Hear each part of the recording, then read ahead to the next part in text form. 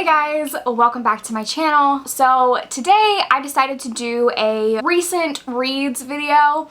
I realized that since I don't do wrap-ups every single month, unless I'm filming a reading vlog, I don't really tell you guys the books that I'm reading. There are so many books that I've already read this year that I just haven't talked about on my channel at all. So I decided from now going forward, I'm going to make recent reads videos for every 10 books that I read. I went through my Goodreads and found all the books that I haven't already talked about in other videos this year so far, and I think there were about 10, so it just worked out, you know? Let's go back to the very beginning of the year and start with Wondersmith, The Calling of Morgan Crow by Jessica Townsend. This is the sequel to Nevermore, which I read last year and loved it. This is a middle grade series following this girl named Morgan who gets swept up to this magical world, and she enters this competition that is a series of trials in order to attend this academy. And so in this book,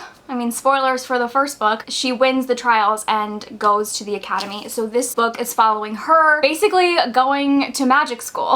And I just loved this so much. In the first book, I really loved the trials aspect. And then in this book, I really loved the school aspect because we got to see Morgan in these different classes and meet all these different teachers. I said this when I talked about Nevermore, but it definitely reminds me of Harry Potter. Not so much in like the characters and the plot, but just in the way that I feel when I'm reading this. I feel like this is the closest to Harry Potter in terms of how it makes me feel. I really hope this ends up being a long book series. I also definitely recommend the audiobooks for this series because they play music and there's sound effects. The narrator does like different voices for different characters, and it's just a good time. Then I read The Wicked King by Holly Black, and I actually had filmed a reading vlog of me reading this book, but it was so incoherent, and it was basically just me like screaming about how much I loved it. I ended up just scrapping the whole thing because it was kind of embarrassing, honestly.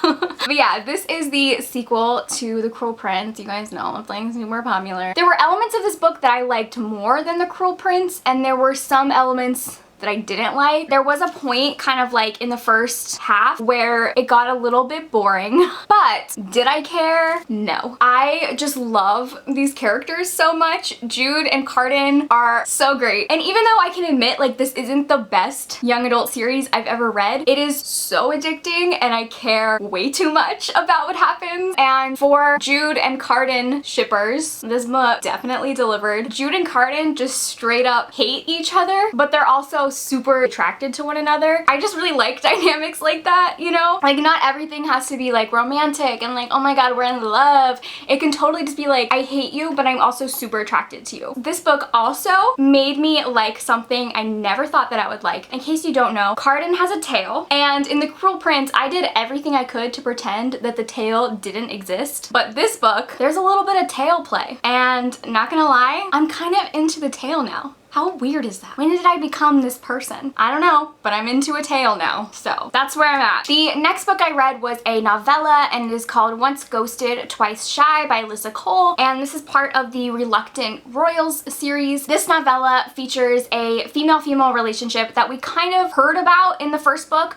but we didn't really get to see it. So this one delves deeper into that, and it takes place over 2 different time periods, one of them being when the couple met during book 1. They had like a whirlwind romance and then they broke up. And then the other timeline is present day after they've broken up. It's been a while and they run into each other in New York, and they're trying to figure out what went wrong with their relationship and if they can trust each other again. I really loved this. I think I made it very clear at this point. I love this whole series, and I'm really glad that we got to see this couple. I will say my one critique is that it was too short for me, and I do wish it had been either a longer novella or its own book, but I understand in context of the series why it wasn't its own book, because each of the main couples in this series feature royalty, and neither of the people in this couple were royalty, so they were kind of like just a side romance, and I get that, but I do, for my own like sapphic heart, I do do wish it had been a full book because I just wanted to enjoy more of them. I loved their relationship. The next book I read is Vicious by LJ Shen. This probably became one of my new favorite romances. Oh my god. I'm so glad that I gave LJ Shen another chance because if you watched my Contemporary-a-thon vlogs, you will know that I read The Kiss Thief by her, and the first sex scene was one of the most uncomfortable things I've ever read in my life. Wow. It was a choice. He was like, "I never go down on a woman." Okay, DJ Khaled. It wasn't good.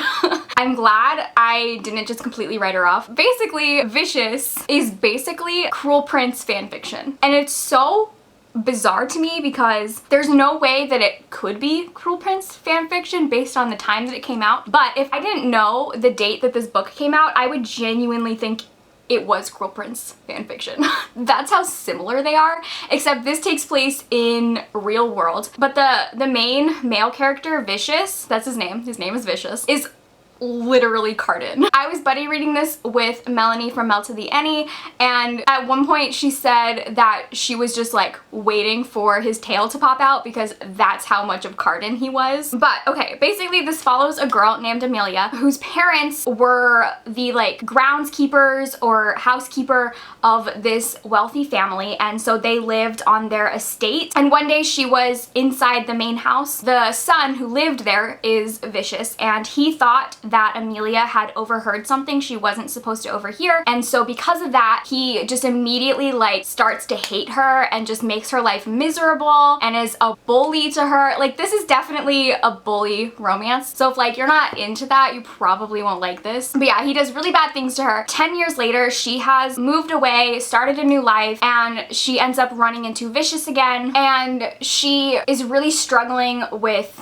bills and taking care of her sister who is sick. Vicious offers her a way to make money by becoming his assistant, and she's super reluctant to do it because of how much of an asshole he is, but she really needs the money, so she does it. The tension and the chemistry in this book was off the charts. It was so good. Like, I can't even, it was so good. This was probably one of the best enemies to lovers romances I've ever read. I also really liked how the two timelines were kind of interwoven. While we're reading the present day stuff, we're also getting like flashbacks to 10 years ago, and we're trying to figure out like what happened, like why do these two people hate each other so much. And I mentioned The Kiss Thief earlier and how much I did not like that book, and the main reason I didn't like it was because the sex scenes were horrible. I have no idea how this is the same author who wrote that because the sex scenes in this book were so good. Obviously I gave this 5 stars and I'm super excited to read the rest of the series. I think there's like 4 or 5 books, and then there's also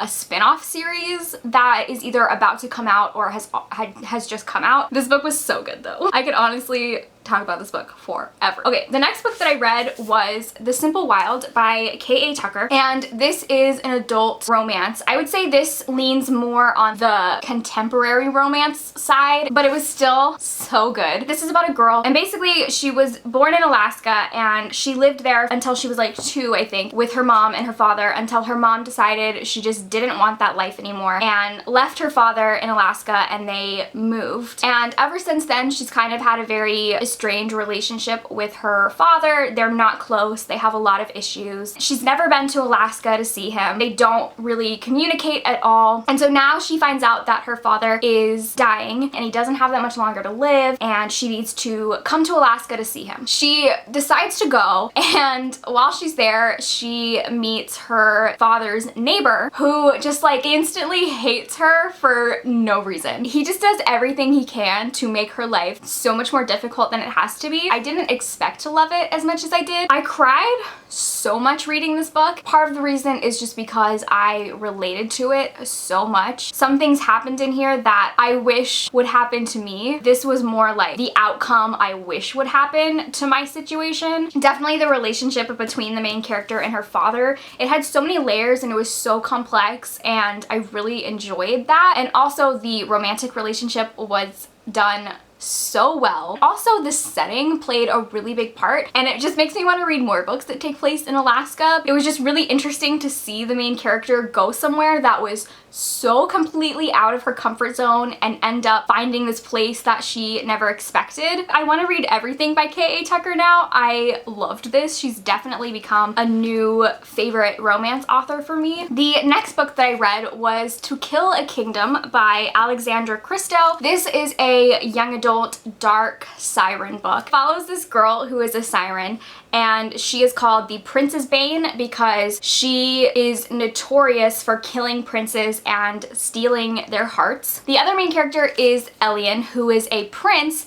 and he is on a quest to find the Prince's Bane and kill her to get revenge for her killing his cousin, I think. The Prince's Bane, her name is Lyra, and her mother is this evil sea queen. And Lyra does something at the beginning of the book to piss her mother off, and so as punishment, her mother transforms her into a human, and she has until the winter solstice to steal Prince Elian's heart and give it to her mother, or else she's gonna be stuck as a human forever. Basically, they're both hunting each other down. After she is transformed into a human, Prince Elian finds her and saves her, and she joins his crew. She knows who he is. She knows that he is her enemy, but he has no idea that she is the monster that he's hunting down. It's just the perfect setup for so much tension. This was like the dark, villainous mermaid siren book that I really wanted. It's a standalone. I mean, was it the best thing I've ever read? No. But was it super fun? Yes. The next book that I read is Wilder Girls by Rory Power. This comes out in July. First of all, this is hands down my favorite cover ever. The cover is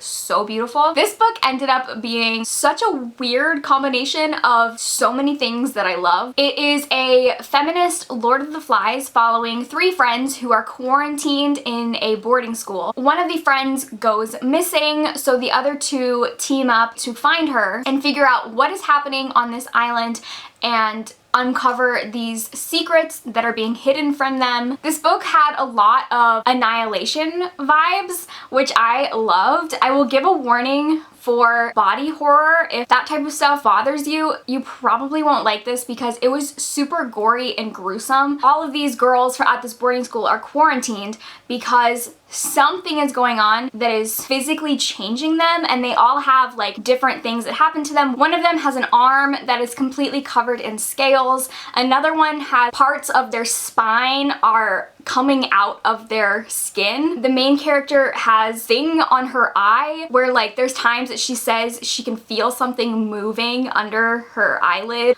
Gives me goosebumps just thinking about it. And it's definitely very creepy. There's also a sapphic relationship in this book that I really loved. This was just such a good survival, mystery, horror, all wrapped into one, because never at any point did I have any clue what was going on. And not in like a confusing way, but just in that the mystery of this book was so good. And I loved how it didn't shy away from the brutality and the gore of everything that was going on. Like I said, it comes out in July, so definitely keep your eye out for it. I have already pre-ordered my own copy because this is just one that is gonna be a new favorite. So those were all of the books that I've read recently. Thank you guys for watching, and I will see you in my next video. Bye!